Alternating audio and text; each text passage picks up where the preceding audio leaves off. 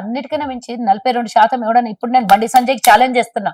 మేము 42% మీద తెలంగాణలో బిల్లు పాస్ చేసినాం. నువ్వు కూడా బీసీవే కదా, 42% బిల్ పాస్ చేసినాం.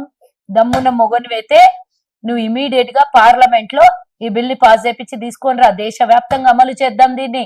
దేశవ్యాప్తంగా రాహుల్ గాంధీ కూడా ఎవరిది ఎంత భాగస్వామ్యమో అంత హక్కు పొందాలని రాహుల్ గాంధీ కొట్లాడుతున్నారు. ఆ హక్కుని భారతదేశం మొత్తం పంచుదాం, దమ్ముంటే తీసుకురా.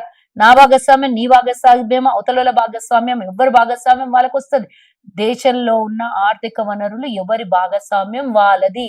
ఆ భాగస్వామ్యానికి నువ్వు దమ్ముంటే పార్లమెంట్ లో మాట్లాడి మీ మోదీ చేత ఒంపి మా రాహుల్ గాంధీ అడిగిన ప్రశ్నలకి 42% ఎవడన్నా అనుకున్నాడా, ఊహించిండా?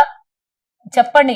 అసెంబ్లీలో బిల్ పాస్ చేసిన ముఖ్యమంత్రి రేవంత్ రెడ్డి, చరిత్రలో మిగిలిపోయేటటువంటి వ్యక్తి రేవంత్ రెడ్డి, చరిత్రను సృష్టించినటువంటి వ్యక్తి Revanth Reddy, the powerful man of ఇండియాలో 28th ప్లేస్ రేవంత్ రెడ్డి. ఇంకా అంతకు మించి నేను చెప్పదలుచుకోలేదు.